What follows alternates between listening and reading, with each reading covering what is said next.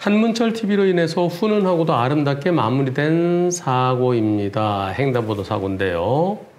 얼마 전에 아는 지인께서 목동 일방통행로에서 시야가 안 된 상태에서 갑자기 나온 자전거랑 부딪혔습니다. 예전에 제가 방송했던 거 SBS, CNBC에서 방송했던 것 같은데요. 그 사례와 비슷해서 그 내용을 참고했습니다. 라고 하셨고요. 상대측 보험사에서 자전거 40, 우리 60으로 얘기했고요. 또 우리 보험사도 그렇고요. 결국 이분이 자동차 업무를 많이 하시는군요. 자동차 보험사 현장 출동 일도 해보셨고요. 사고 관련 업무에 관심이 많았었습니다만은 근데 막상 실제 사고는 과실비를 판단하기가 어려운 점이 많았습니다. 지인의 사고인데요. 지인의 사고인데 이번 사고 몇 대 몇이냐 그러길래 제가 이 사고 한 변호사님 영상 비슷한 거 찾아갖고 자전거보다 자동차가 좀 더 많이 잘못한 것 같다라고 했고 양쪽 다 흔쾌하게 그 자전거 쪽에 좀 다쳤는데 자전거 쪽에서도 서로 보통 사고 나면요 상대를 막 공격합니다. 막 그쪽이 잘못했지 막 그러고요. 또 다친 쪽에서는 한번 찾아가지도 않고 막 그러는데 이분들은 서로 원만하게 글을 주고받으셨대요. 이렇게 안녕하세요. 아이와 사고 난 차량의 운전자입니다. 불미스러운 일이 발생해서 송구스럽게 생각합니다. 상황이 누구의 잘잘못을 떠나서 아이가 다치게 되어 죄송하고 마음 무겁게 생각합니다. 치료 잘 받으시고요. 빠른 쾌유 빌겠습니다. 아직은 심란하실 것 같아서 전화로 말씀드리는 것보다는 문자로 말씀드리는 거 양해 바랍니다. 그랬더니 이 학생의 아버님이신 것 같아요. 아닙니다. 아들은 오른쪽 팔과 다리가 계속 아프다고 해서 어제부터 이대 목동병원 근처 한의원에 치료받기 시작했습니다. 당분간은 치료를 해야 될 것 같습니다. 네, 이게 옳습니다. 이렇게 사고 났으면은 서로 잘못은 나중이고요. 다친 사람 빨리 치료 잘 되게. 그리고 미안합니다. 내가 부주의했습니다. 그리고 또 이 학생 쪽에서도요. 지금 계속 아프다 그래서 지금 치료를 받기 시작했습니다. 예. 우선 꽃보다 사람이 아름답죠. 꽃보다 사람이 아름다워 하는 그 강산의 노래가 있듯이요. 차보다 사람이 아름답습니다. 그래서 먼저 치료가 우선이죠. 그리고 상대에 대해서 배려하고 좀 괜찮은가요? 이런 게 필요합니다. 근데 그게 요새는 드물어요. 어떤 사고였을까요? 사고 내용 보시겠습니다. 이런 사고 많이 일어납니다. 비슷한 사례를 방송했습니다만 또 하는 이유는 조심하시라는 그런 의미에서 가겠습니다.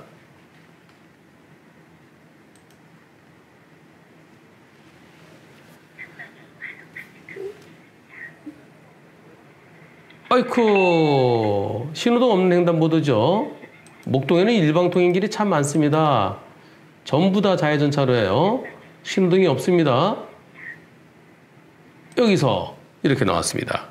서로 못 봤죠? 자전거도 차를 못 봤고 자동차도 이 차 때문에 그래요. 이 차를 여기다 세워두면 안 되죠. 이 차 이거 여기는 이쪽은 차들을 노상 주차장이지만은 여기는 차를 세워두면 안 되죠. 이거 불법 주차량도 이제 혼내야 됩니다. 이 차만 없었으면은 자전거도 사람 오기 전에 차를 볼 수 있었고 차도 사람 볼 수 있었는데 이 불법 주차된 차 때문에 서로 못 본 채로 이렇게 자 사고 났습니다. 몇 대 몇일까요?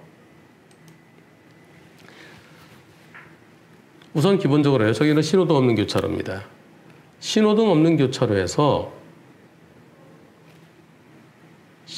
제가 왜 이러죠? 신호등 없는 횡단보도. 아까도 신호등 없는 교차로를 했습니까? 제가 3일 동안 어디 다녀왔더니 지금 신호등 없는 횡단보도요. 신호등 없는 횡단보도.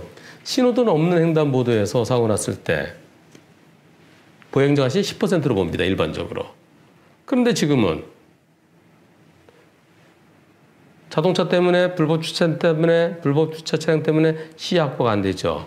그러면 횡단하는 사람도 그냥 무턱대고 게 아니라 안 보이니까 차가 오는지 봐야 돼요. 그러지 않고 사고 났으면은 20% 볼 수 있죠. 만약에 애들이 확 뛰어났다 그러면 어떻게 될까요? 애들이나 또 술 취한 사람이. 그러면 30%까지 볼 수도 있습니다. 20 내지 30까지 볼 수도 있습니다. 뭔가가 시야 확보 안 될 땐 자동차도 조심해야 되지만은 보행자도 조심해야 됩니다. 제가 지금 20 내지 30 얘기하는 거는 다 그렇게 끝난 사건들이 있었어요. 제가 소송했던 사건에서 그런 경험이 있기 때문에 말씀드리는 겁니다. 30%까지 볼 수도 있습니다. 판사가 이 사건은 20에서 30% 정도 양쪽 다 생각할 수 있는데 한 25% 정도로 그냥 마무리하시죠. 이런 식으로 화해 공고 결정을 하거든요. 자전거를 끌고 와야 되는데요. 자전거를 타고 건너가면 보행자보다 10 내지 20% 플러스 시킵니다. 사람이 뛰어온 거나 자전거 타고 쑥 나오거나 마찬가지잖아요. 그러면 보행자면 20 내지 30이라 그랬어요. 거기다 10 내지 20이면은 많은 쪽에 10% 더해주는 거고요. 적은 쪽에 20%까지 가능한 겁니다. 결국 거기다 10 내지 20이니까 최소 30, 많을 때 50 그렇게 안 하고요. 이번 사고는 보행자였으면 한 20에서 30 볼 수 있는데 거기다 10 내지 20, 20%보다 10 내지 20, 30에서 40이죠. 또 30보다 10 내지 10, 아이고 30 많이 볼 줄 30인데 거기다 또 20까지 가면 너무 많잖아요. 30에다 10 정도 더 볼 수 있다고 보면은 전체적으로 봐서 자전거 40, 자동차 60 정도로 볼 수 있습니다. 이 사고 경찰에서는 자전거를 1차량으로 합니다. 자전거가 왜 도로를 횡단하면서 조심하지 않았느냐. 그것은 형식적인 판단이죠. 법원에서는 경찰에서는 자전거를 가해 차량으로 하더라도 법원에서는 자전거를 한 30 볼 수도 있고요. 근데 한 40 정도 적당해 보입니다. 자전거 40, 자동차 60으로 봅니다. 그래서 항상 이럴 때 불법 주차 차량에 대해서 좀 더 엄하게 처벌해야 되는데 아직까지 우리나라는 관대한 것 같아요. 여기서 불법 주차된 차 때문에 안 보이잖아요. 안 보일 땐 여길 지나기 전에 잠깐 속도를 줄이면서 여차하면 빵! 그리고 이럴 때는요. 이쪽으로 가는 게 좋아요. 이쪽. 왜냐면 시야 확보가 안 되니까요. 그리고 자전거도요. 끌고 타야 됩니다. 자전거 횡단도가 따로 있을 때는 건너가 되지만 설령 자전거 횡단도가 있다 하더라도 이렇게 주차된 차 때문에 시야 확보 안 될 때는 그때는 시야 확보되기 전에 잠깐 멈춰서 확인하고 건너야 됩니다. 그 학생 많이 다치지 않았기를 기원하면서요. 아까 다친 데 보니까 타박상인 것 같아요. 뼈는 괜찮은 것 같고요. 오른쪽 팔과 다리가 계속 아프다고 해서 빨리 좋아지기를 기원하겠습니다. 그리고 지금처럼 이렇게 서로를 상대에게 죄송한 마음 갖는 거 그리고 또 우리 아이도 잘못했는데요 하면서 또 이렇게 오는 말이 가야 고운 말이 곱지요. 모든 운전자분들이 모든 사고에 있어서의 사고 났을 때 이렇게 이분들처럼 이렇게 따뜻한 마음으로 상대편을 배려하는 마음이 있었으면 좋겠습니다.